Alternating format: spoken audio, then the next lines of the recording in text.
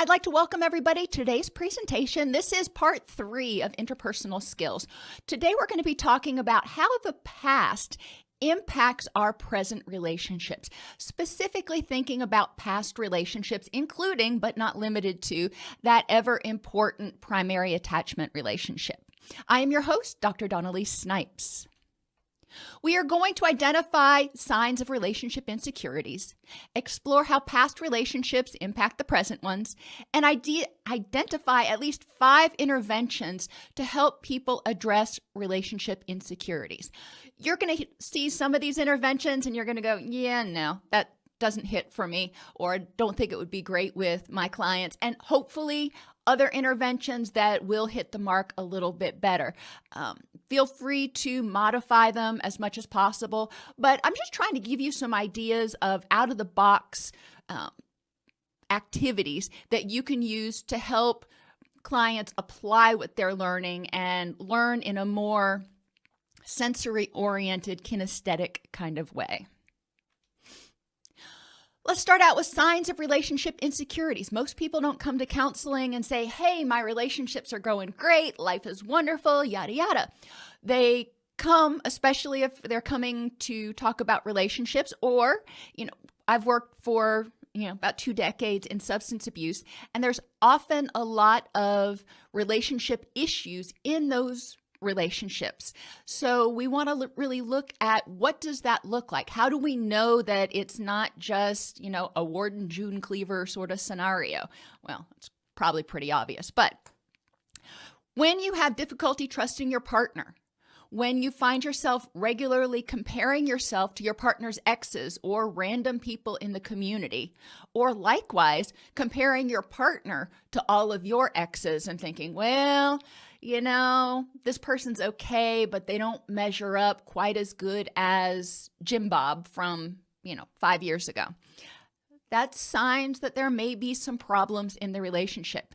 If you require frequent reassurance that you are enough, or your partner requires frequent reassurance that they are enough, then that indicates that there may be trouble brewing because one of you or both of you feel insecure. If there's anxiety when you're separated, if one of the partners internalizes negative thoughts and creates self-fulfilling prophecies like, this person is way out of my league, they are going to leave me. When you tell yourself that enough, then you may create a self-fulfilling prophecy. Or if you say, well, this person drinks just like my ex drank, which means they're going to start having problems with alcohol and become an alcoholic, and it's going to be a bad relationship. Well, they may not become an alcoholic, but if you're so concerned that they're going to follow in somebody else's footsteps, you may end up creating problems in the relationship because the person feels hounded and judged because they are recreationally drinking. If there's a feeling of distance or detachment, remember, I think it was Thursday, we talked about in healthy relationships, there is a sense of connection and commitment. And if one of you or both of you read negative into everything the other one says, or most things that the other one says, then that may be an indication that there are insecurities, that you are feeling like you have to be on guard for being judged, or, something else. So any of these things, if you were experiencing them in your relationships, you might think to yourself, this is not an ideal situation. But why? Where is it coming from? Is it that person? Is it me? Is it fate? What is causing most of my relationships to have problems? A lot of times, our past relationships, including our primary attachment relationship, our friendships, as well as our romantic relationships, may cause us to build walls around our heart to protect ourselves. If we feel like we have been wronged in some way, we may hold people in our present life hostage for what others did wrong or didn't do right. And last week, I talked about carrying baggage. And each relationship we have carries along with it its own amount of baggage. No relationship is perfect. Now, some bags are really light. You unpack them. You just don't worry about them. Other bags are really heavy. And when you get into the new relationship, you take that baggage from the old relationship and you give it to your new partner and say, here, carry this. You're going to be responsible for everything this other person left behind. And that's not fair. And it also creates problems in understanding what's going on in the current relationship. So holding people hostage for what others did wrong or did not do right. You could be in a relationship with somebody and wish that they did all these things, whatever all those things are, and that person doesn't do it. So you may hold future relationships hostage, thinking if I get into this relationship, this next person is going to have to make up for or fulfill all those gaps, those inadequacies of my prior relationships. We need to recognize that, again, no relationship is perfect, and expecting, the Disney prince and princess castle scenario probably is not going to ever totally exist.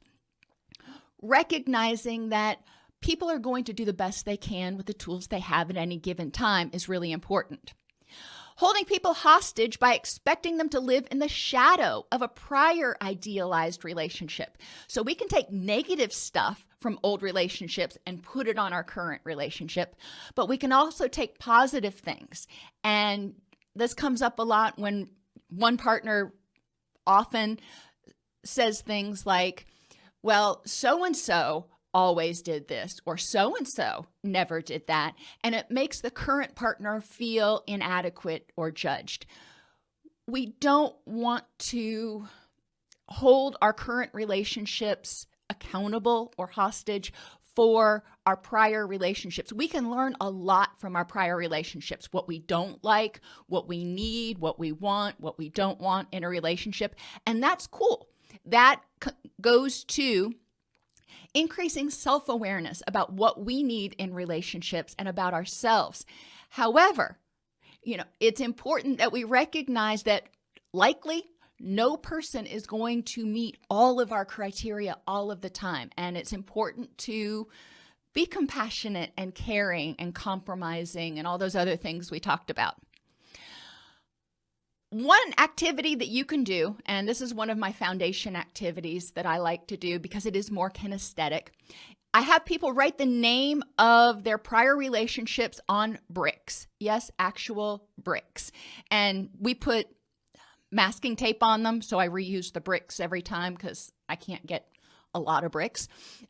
But we take those bricks and put them in a backpack.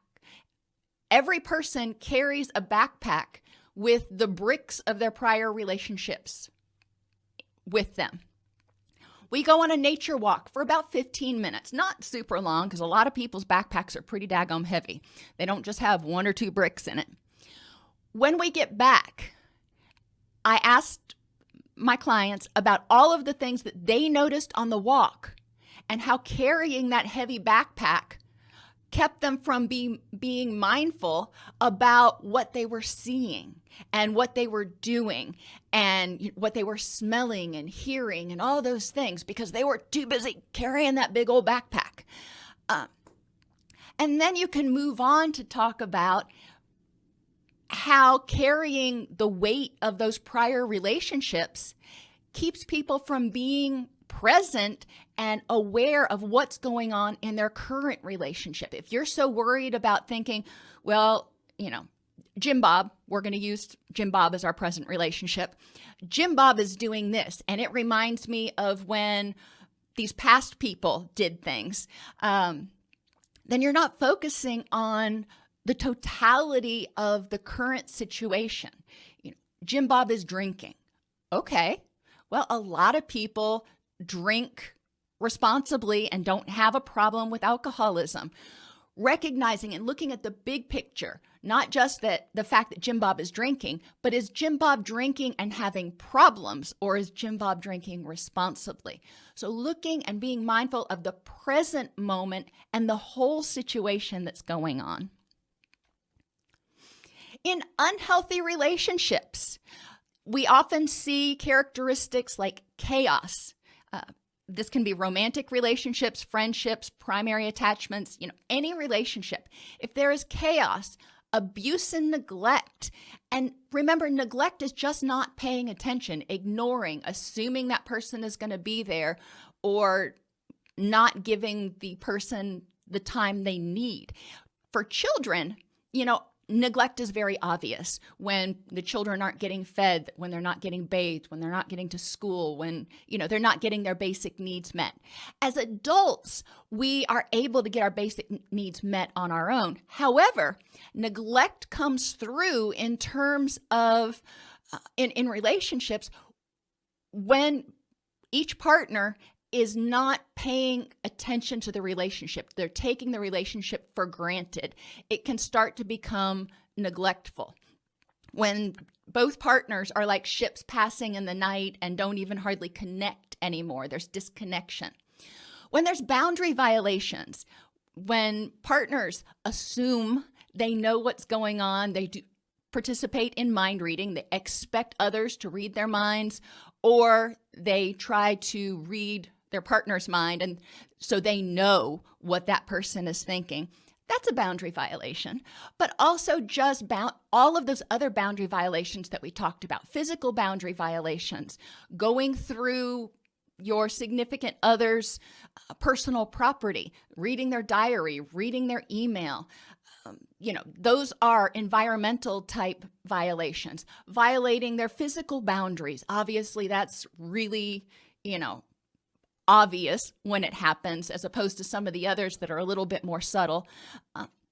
But there are a lot of boundary violations that can occur in a relationship, and it causes distrust. It causes anxiety. It causes insecurity.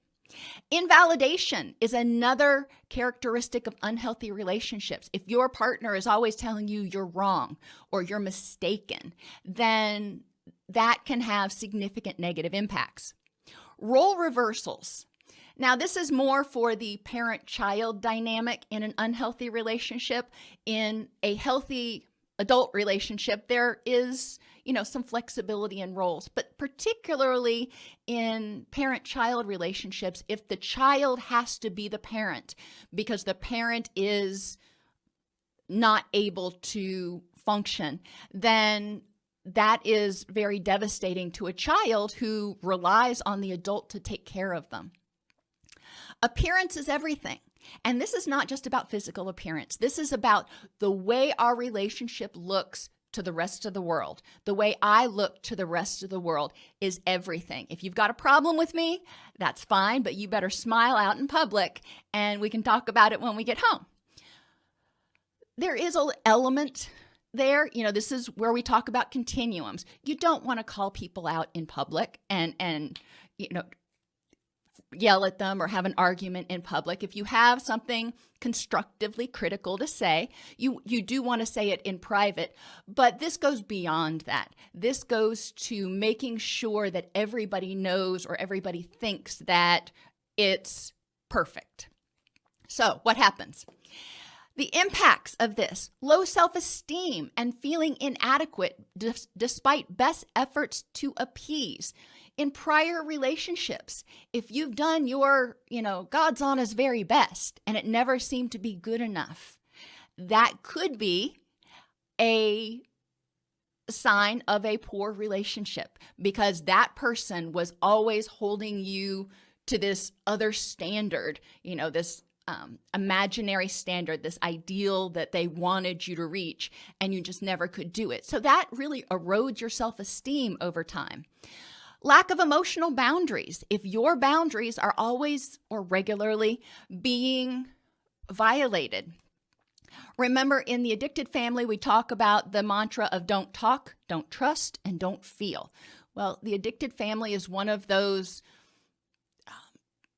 examples of a very unhealthy relationship dynamic. There are no emotional boundaries.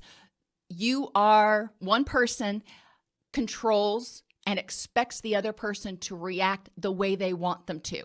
If I get angry about something, I expect you to be angry about it. If I'm having a bad day, you better not be laughing and giggling and carrying on and, empathize with me and get down into the depths with me. That's not healthy. For us, think about it as clinicians. If we didn't have emotional boundaries, how exhausted and depressed and anxious and just dysphoric we would be at the end of the day if we had to feel 24/7 the way our clients feel. I'm working with clients right now who have a lot of anxiety about, COVID-19 and other things related with quarantine. And I get that. I can empathize with them and I can be present with them, empathize in the moment, but I can also separate and recognize where my feelings are and where my feelings end and their feelings begin. When one partner feels responsible for the other person's happiness, we all want to make other people in our life happy. Nothing wrong with that. We're talking again about extremes. If I am going to do whatever it takes to make you happy, I will, all the time. If I don't make you happy, I'm afraid you're going to leave me. So it's important for me to make sure that you're happy. People who grow up in borderline families or families with someone with borderline characteristics, not even necessarily full-blown BPD, often really hone in on this one, because when you're growing up in a family where, and I will say addicted to, when one or more people either has borderline personality disorder characteristics or addiction characteristics or both, then those people that are symptomatic tend to turn on a dime. If you are not making them happy, if you are not doing everything right, then they may turn on you like that and suddenly be very angry and blame you for all of their unhappiness. And it's important to recognize and work through in therapy what is your responsibility versus what is their responsibility. We are actually not responsible for other people's happiness. We can do nice things. And, we can do things to try to make them happy, but if they don't want to be happy, we can't make them be happy. Difficulty trusting people and anxiety because the person was unpredictable are also characteristics in unhealthy relationships. And this can be primary relationships or friends or romantic relationships. If the person you were in a relationship with was untrustworthy and unpredictable, then that is going to make you potentially more hypervigilant because, none of us wants to get into a fight with our significant other or our friends. None of us wants to have a bad day. None of us wants to, get criticized. So if you're in a relationship with someone who is very unpredictable, you may be much more hypervigilant to micro clues, not necessarily microaggressions, but micro clues that things are going bad. The way they breathe or the pace with which they walk or how heavily they walk. Anything that might give you a clue as to whether the person is in a good mood or a bad mood. But that is exhausting to be that hypervigilant all the time. One activity that you can do is a relationships inventory. And this is one that I usually do with my individual clients, or for group, I have them do it between groups. Doesn't make for a great group activity. You might be able to figure out a way to make that happen, but I couldn't. I have them write down their primary attachment relationship and I sometimes say relationships because this could be mom and dad or mom and grandma or, dad and grandma or whomever. Most people generally have two people that were relatively prominent in their life when they were growing up, whoever those are, and have a sheet for each person. On those sheets, identify what they learned or what they experienced in terms of consistency, attention, responsiveness, empathy and validation, and solution generation. These are their characteristics, and you notice it spells out cares. These are the characteristics that are necessary to help children form healthy attachments. Parents are consistently there. When something is wrong or something is right, the rules don't change. The boundaries aren't on roller skates. I've shared this with in some other classes before. When my son was about 2 years old, we went to my grandmother's house. And she had a lot of knickknacks and stuff around. It was a different environment. He'd never been there before. And he walks straight up to her television. You know, we'd been there a little while. Walks straight up to her television, looks at it, and looks at me and says, points to the television and says, "No touch." And I said, "You're right, no touch." And he looks at me and he looks at the television and he touches it. And he looks back at me and he goes, "Time out?" I said, "Yep. Time out." And he toddled off and sat down very nicely. He was just checking for consistency. He wanted to make sure that the rules were still the same in this environment, so he knew how to behave. For whatever reason, my son has always been, and my daughter too, they have always wanted to please. They haven't wanted to displease. So they check out the rules to make sure they know what's expected. Consistency is important. And this can also be, in chores and in anything else. Attention is important. We want to give our children attention and let them know that they're loved and they do a good job and that unconditional positive regard and all that other stuff. We want to be responsive to children. And this is from the time they are infants, on. We want to make sure that we are responsive. When they are upset, we acknowledge that and we are willing to be responsive and empathize with them and validate how they're feeling and eventually help them generate solutions. Children are not born with coping skills. Believe it or not, they don't come prepackaged. As adults, when we help form that secure attachment, when something goes wrong and a child is struggling, they're angry, they're anxious, they may not know how to deal with that feeling. And it's up to the parents to be responsive, to validate. So, say, "I hear that you're angry," or "I can see why you're angry," and then help them figure out how to generate solutions. By working through the process with them, they start to learn how to self-regulate. So, for the relationships inventory, they identify their 2 primary attachment relationships from childhood. And I know Bowlby said there was only one, but whatever. The 2 people who are most prominent in their childhood, and they do that worksheet. In the adult relationships, there are probably going to be a lot more of those. There's going to be the romantic relationships and then significant friendship relationships that have had an impact on them. And I want them to identify the same things. In what ways did those relationships teach you about or harm, whatever, not demonstrate consistency, attention, responsiveness, empathy, trust, honesty, and commitment? So those are a little bit different. We don't necessarily need in adult relationships the solution generation part. But we do want to make sure that there is trust and honesty.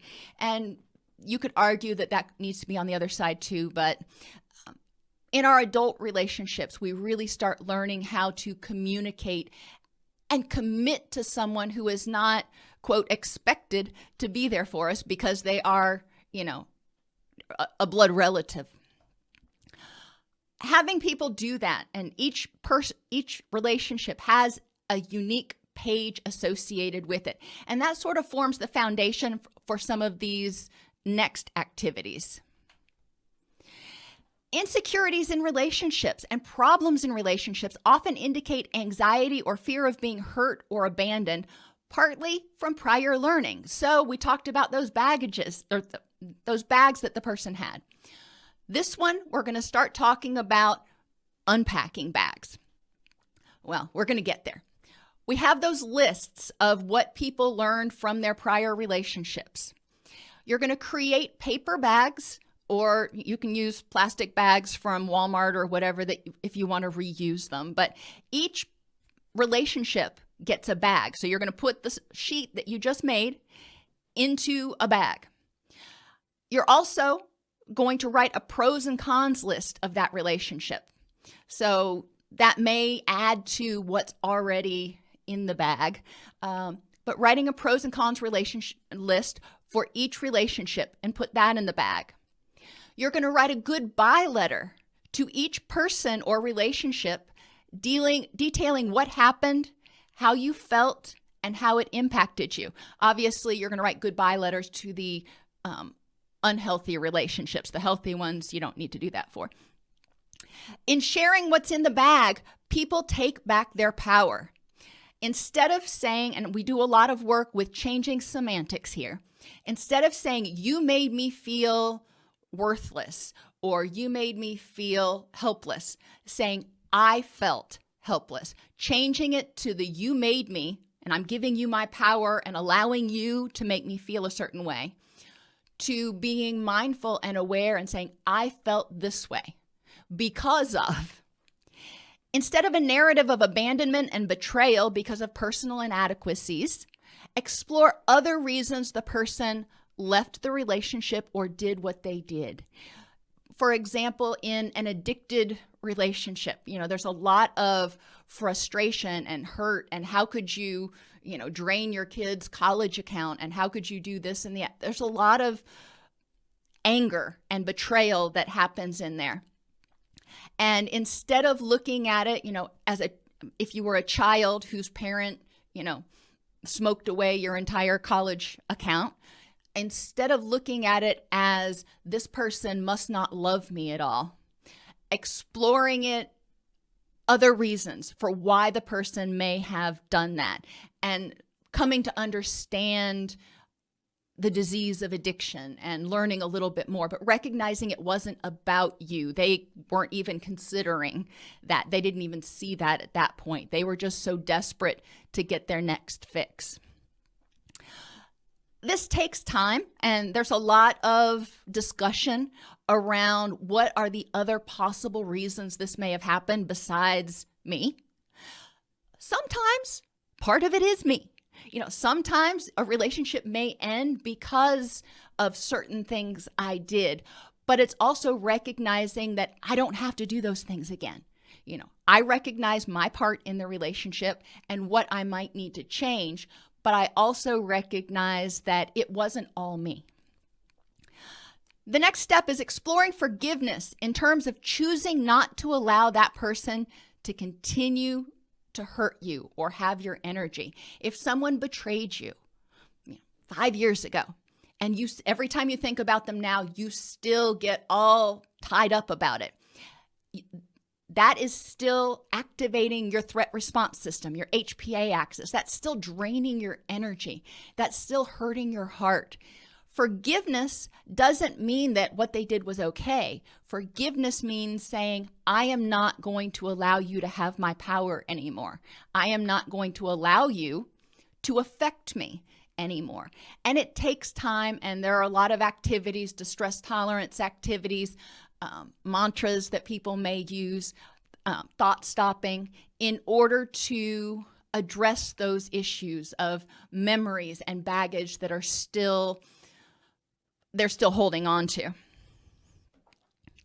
When the people are ready, now so far they have this bag, they have the lists in it, they have the letter in it, and they have talked with their therapist or their group, about what happened in order to take back their power, and chosen to change the narrative to one of a survivor.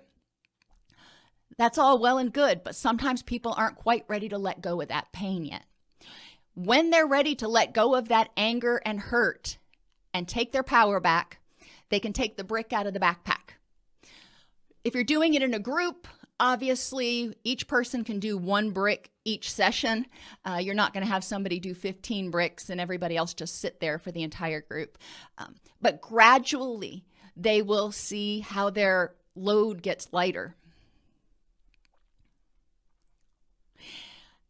Insecurities remember, indicate an anxiety or fear of being hurt or abandoned. It could be that they're trying to master a prior failed relationship, or they are projecting, transferring onto this current person all of the sins of somebody in the past. I love Venn diagrams. We can do these in group. We can do these in individual. You create two circles. Chris is on one side, Sam is on the other. And encourage the person to identify in the middle the similarities between Chris and Sam. They are both, in a relationship with me. They are both accountants. They are both athletic, whatever. But then also identify the differences, because say Sam is the current relationship. Hopefully Sam has a lot of positives that Chris may not have had. Encourage people to see the differences between prior relationships instead of assuming that all people that I get into a relationship with are going to fill in the blank. That's not true. You can't say that about anybody. So you want to highlight the uniqueness of the individual.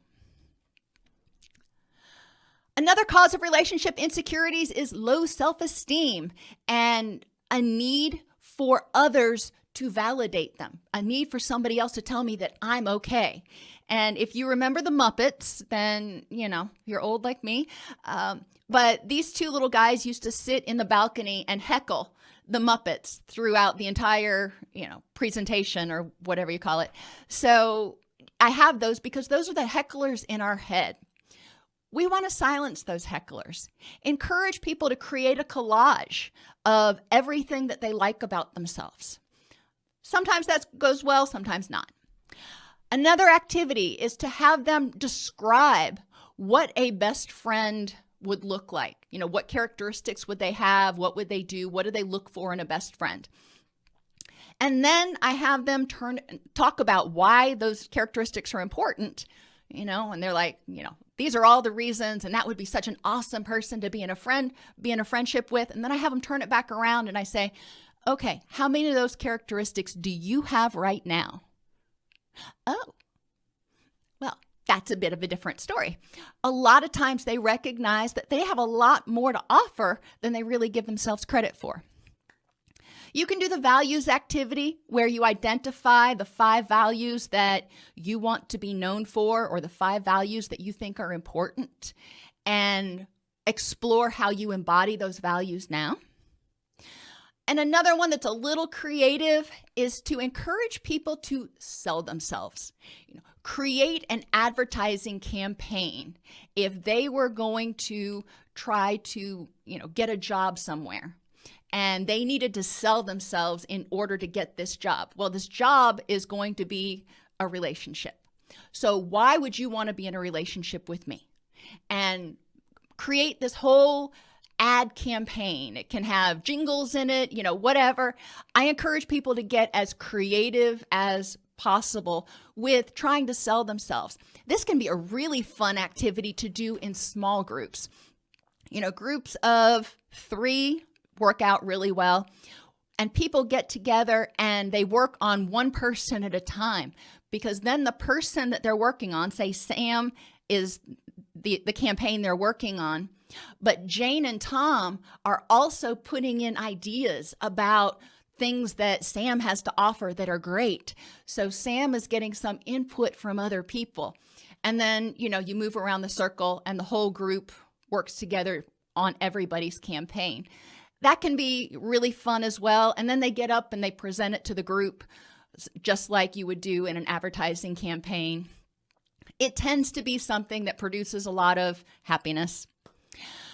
People may have difficulty developing self-esteem based on a pathological inner critic. It is important to teach the skills of thought stopping.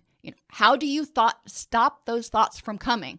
For me, I just say, no, not going to think about it right now. I've even been known to start singing a song or counting the ABCs or something so my mind is focusing on something else. Whatever it takes. But don't just tell people that they need to practice thought stopping. Well, that sounds great, but how do you do that? And, the primary example, think about kids when they're little and they don't want to hear what you have to say. What do? They put their fingers in their ears and they go, la, la, la, la, la, la, la, la, la. Well, that's an example of thought stopping. They don't want to hear it. The same thing is true when you're an adult. Now, I'm not advocating for being in the middle of Walmart or something and doing that, but you can mentally do that or turn your attention to something else. Handling hecklers, encouraging people to recognize where their thoughts are coming from and explore whether they believe what they're telling themselves. Like, you're never going to be good enough.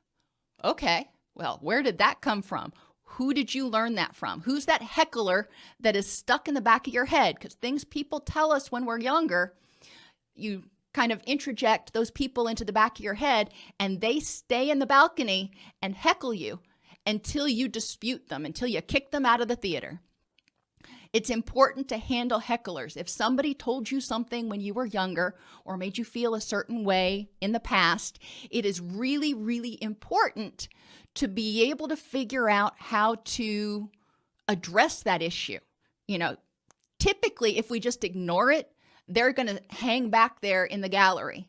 We need to actively dispute it. Validate in the present and check for accuracy. If you have a pathological inner critic who's saying you are never going to be good enough, well, let's check for accuracy. Is that statement accurate? Have I always failed at everything? Well, probably not. So we want to check some of those cognitive distortions too. What you're telling yourself about yourself and also what you're telling yourself about the relationship. If you have this pathological inner critic that is saying, well, he's going to cheat on you or she's going to leave you. Okay, well, you learned that from somewhere. You have that critic in your head, and it's important to explore in the present, how accurate is that? What signs do I have that this person in this relationship right now is unhappy, is going to leave me, is going to repeat the behaviors of people in my past? And finally, embrace imperfection and synergy. Encourage people to recognize that, you're not going to be the perfect person for your friend or your partner 100% of the time, most likely. And they aren't going to be the perfect person for you 100% of the time, most likely. That's okay. That's where we embrace imperfection. We recognize that everybody makes mistakes. I encourage them to think about their best friend and think, have they ever made a mistake? Have they ever, done something that made you really angry? And generally the answer is yes. And then I come back to the fact of, but they're still your best friend, aren't they? Well, yeah. Okay, so they made a mistake and you were willing to forgive them. You were willing to accept that they weren't perfect. Do you think that that holds true the other way around? Do you think that they're willing to accept that you may be imperfect and be okay with that? And how can you use your strengths and weaknesses to synergize? Poor communication is another cause of relationship insecurities. So stop assuming you know what the other person is thinking and expecting them to know what you're thinking. It just ain't fair. It's important to practice mindfulness and articulate what you are thinking about anything. Be aware of what you're feeling, what you're needing, and tell the other person. And this could even include, things like gifts for holidays or something. So often I find people getting stressed out because they don't know what to get their significant other, and significant others getting so frustrated when they get a present that they don't want. It's really important to recognize that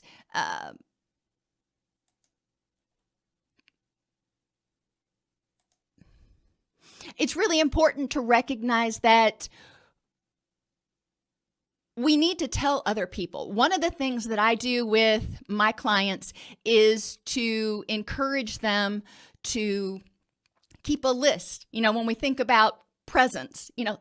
Times come up, holidays, birthdays, Mother's Day, whatever. Keep an active list in Amazon or Walmart or somewhere where you can keep a gift list available, or even a registry. You know how you can sign up for like a wedding registry or some other kind of registry. Keep a list and let people have a link to that list so they can get you what you want. You're letting them know, an array of things. When it comes to other things, it's still important to tell people what's important to you. Don't get into a relationship with somebody and assume that they have all the same priorities that you do.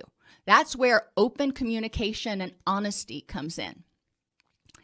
And lack of connection is the final one. In an intentional activity, make a list of all the things that you like to do and encourage your partner to do the same. And then you put that list on the fridge and you intentionally spend time with each other every day. And, I know that sounds totally exhausting, but it doesn't have to be an hour or 2 hours or 3 hours, 15 minutes. What can you do to spend intentional time with your significant other for 15 minutes each day? And that goes along with creating the sense of connection and attention, especially, in all relationships, not just adult relationships. Imbalance in power can be another cause of problems in relationships.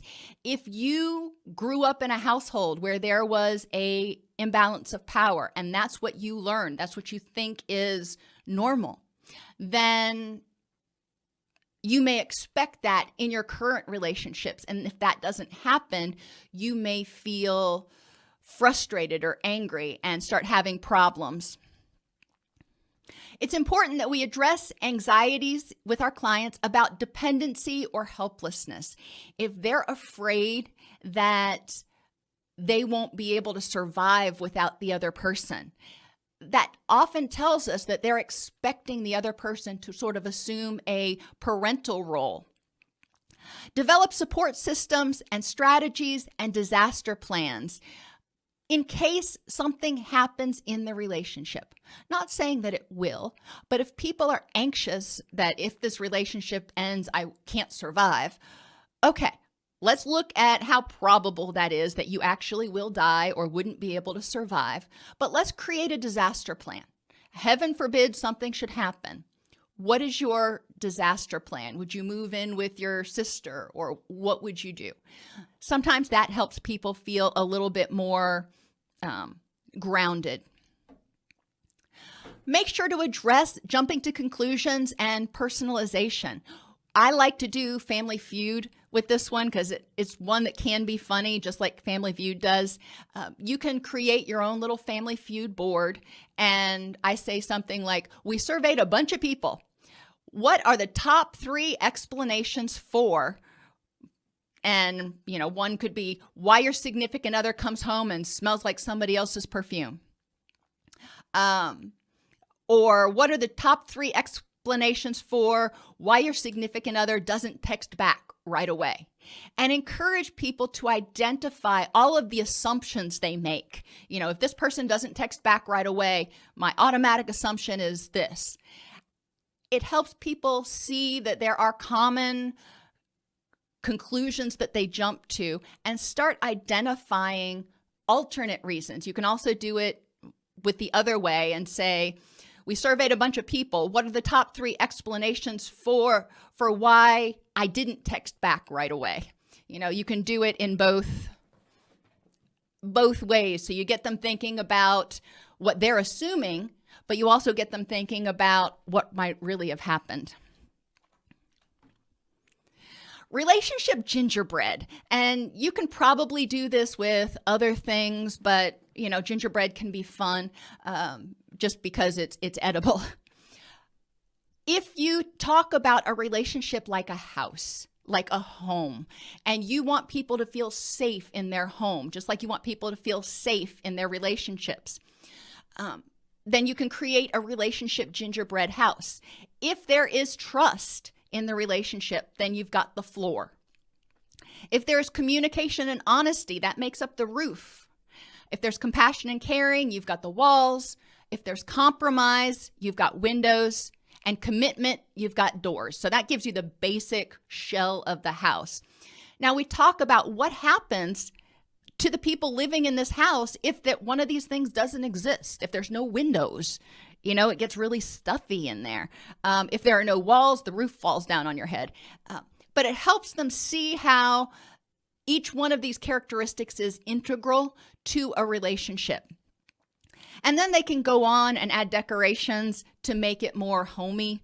Landscaping, shutters, window boxes, etc. represent other characteristics of healthy relationships, like we talked about in last Thursday's class, that are used to make a house a home, that are used to make a relationship, to enhance a relationship, things that you do together. It's important that people also understand the grieving process. They've got their current relationship, and there may be a lot to do there, but they may have prior relationships that they still need to grieve in terms of a loss. Relationships with their primary attachment figures, maybe those didn't go so well. There are a lot of people who are put up for adoption who have issues with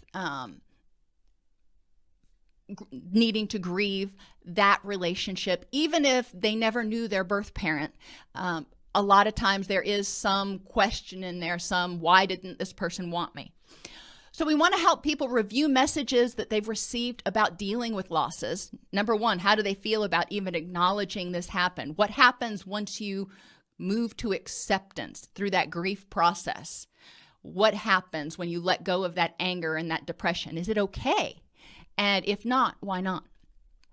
And then they start identifying losses and feelings associated with the dysfunctional relationship, whatever relationship they're grieving, and identify continuing issues stemming from the relationship.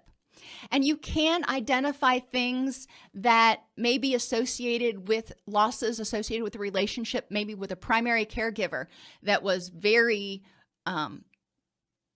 dysfunctional, and identify how you didn't have the mother or father that you felt you deserved. And then they can work through grieving that. They can identify, other losses that they feel, they're angry. Why are they angry about that relationship still? And they need to figure out if there's something underlying that anger that they need to grieve and work through the stages. We want to help people address emotional versus factual reasoning, encourage them to grieve those past losses, their partners, their friends, their parents. One thing that you can do is what is called the heartbreak pot. You get a terracotta pot, a big one, and break it into large pieces. So you're going to put it in a bag or a pillowcase and just gently tap it. Or like I learned the first year in Tennessee, you can get it wet and then freeze it, because terracotta evidently does not like to freeze and thaw, and that will crack it. Either way, you're going to break the pot into large pieces. Using paint pens and markers, write on the inside of the broken pieces their feelings about the loss. On the outside of the pieces, the outside facing out, name or draw their sources of support, and then glue them back together so they can see that those sources of support are helping them, become whole again. Encourage people to love themselves and believe they deserve love, which means knowing their love language. And I know we talked about that on Thursday, so I'm not going to go into it huge here, but knowing their love language and being willing to communicate with themselves in their love language. Spend quality time with themselves. Do acts of service for themselves. There are a lot of things that we can do to nurture ourselves. A lot of people feel super guilty about this. So we want to explore where they got that message that they should feel guilty about loving themselves and nurturing themselves. But we also want them to become, again, more aware of those love languages: touch, quality time, acts of service, words of affirmation, and gifts. and know what the people in their life, what their love languages are, in order to enhance that sense of connection and affection in those relationships. Core principles of relationships: uniqueness of the relationship from others. Encourage your clients to look at their current relationship and celebrate its uniqueness. How is it different this time? How is this person different and hopefully better than prior relationships? We want to help people integrate beliefs, behaviors, and motivations, recognizing that relationships are about synergy. We talked about temperament in the last presentation, and I shared how my husband and I are like polar opposites, but relationships are about synergy. What he does well, I'm not so good at, and vice versa, and that works because then we can accomplish more things. Homeschooling our kids, I was great at the English part and the grammar, and he was the science and math guy. So it worked. We synergized. Have people examine what beliefs, motivations, and behaviors that they share in each relationship. It's not just about romantic relationships. It's also about friendships and maybe with their, family and things like that. But what beliefs, motivations, and behaviors do you share with each person? What beliefs, motivations, and behaviors do you each have that complement each other? Again, looking at temperament, tendencies, and values. Try to help people have a mutually envisioned trajectory. And in relationships, this is really important. In prior relationships, they may have felt rushed to commit to something. Or on the opposite end, they may not have felt like their partner was on the same page. And so they're worried about it in this current relationship. It's important that people start talking and talk openly and honestly about relationship goals, relationship activities, relationship pace. When my husband was in school, in high school, he used to see his girlfriend, twice a week, something like that, because he was on a sports team, he worked, he was valedictorian, he had a lot of stuff going on. And that was plenty for him, twice a week. My daughter, on the other hand, sees her boyfriend every single day. And like for multiple hours every single day. And for my husband, he's looking at it going, oh my gosh, that would drive me crazy. That's just way too much together time. But for my daughter, she likes that level of interactivity, shall we say. So talking about relationship goals, how much quality time is enough? What do you envision this looking like if we start dating? Are we going to see each other once a week? Are we going to see each other every day? Talking about what your needs and hopes are. What activities do we do together versus apart? Do you expect us to do everything together? Or are we going to do some things together and then I'm going to do some things with other people? And what pace are you hoping for in this relationship? And this isn't one you have on the first date when you say, okay, you got 6 months to decide whether we're going to get married, or, that would scare the living bejesus out of most people. But it is at some point a conversation that needs to be had. And, even if it's something like, okay, are we going to start being exclusive now? Are we going to move in together? Whatever that next step is, it's important to communicate. Positive and negative evaluation is really important. Yes, there is going to be negative. No relationship is going to be 100% perfect 100% of the time. What's important is to recognize the things that you really love in this relationship and emphasize those. There are a lot of things that are really awesome. And then mitigate the negatives. I remember one of my stepfathers was habitually late. I mean, and I'm not talking 10 minutes late. I'm talking like 2 hours late. Just he had no concept of time, and it drove my mother absolutely bonkers. But he had so much other good stuff about him. So instead of just breaking up over that, she learned to tell him 2 hours ahead of time was when they were going to leave. So if they needed to leave by 3, she would tell him 1 o'clock.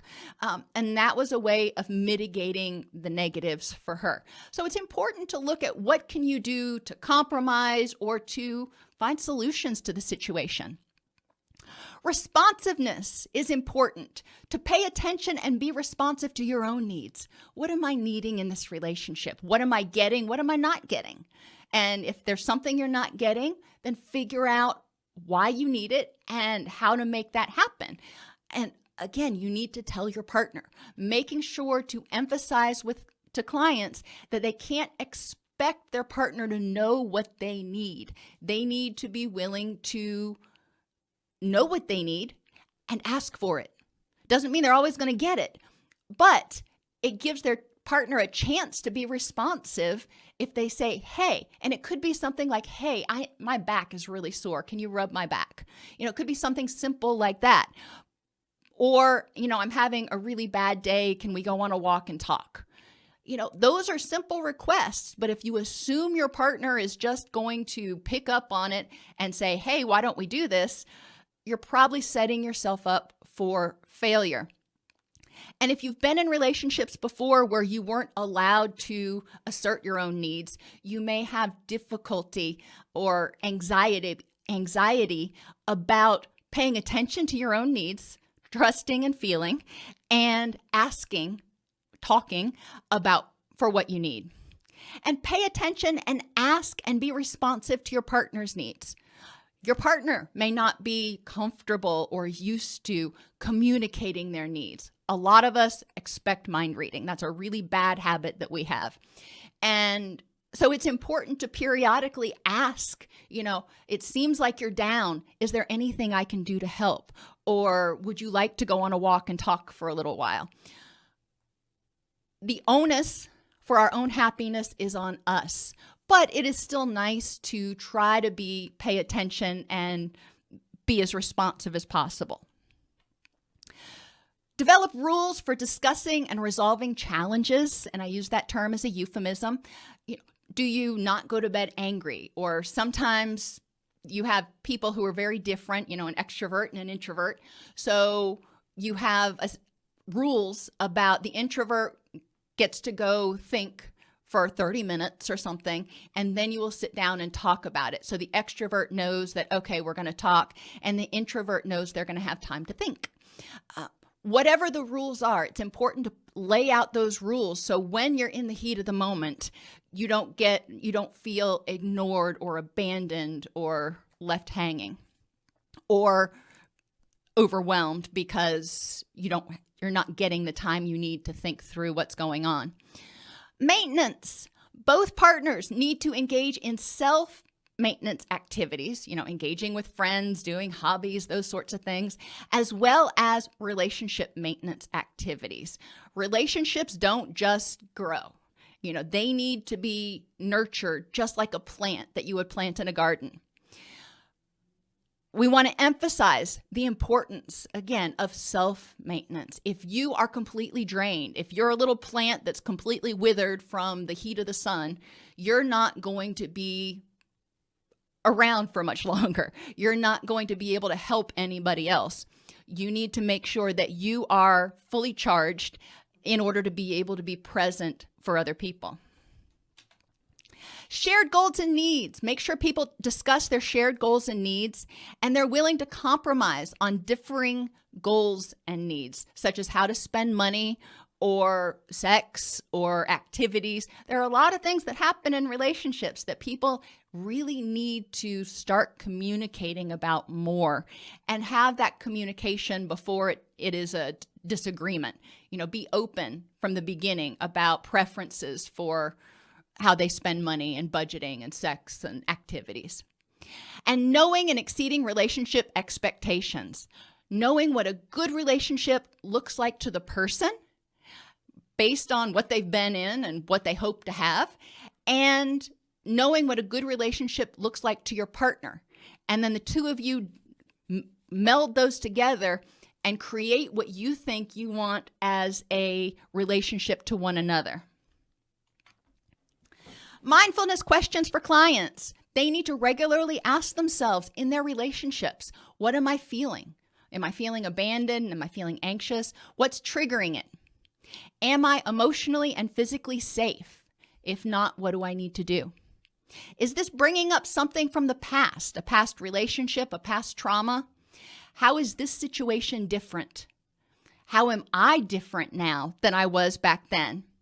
And how can I silence my inner critic? And finally, what would be a helpful reaction that moves you or moves me more toward my goals? Getting upset, getting angry, that's probably not going to help me. That's just going to motivate me to do something. So what can I do with that energy that will help move me toward my goals and a positive emotional experience? Low self-esteem and failed prior relationships can cause problems in future relationships. Transference, cognitive distortions, low self-esteem, and poor relationship maintenance can all contribute to relationship insecurities.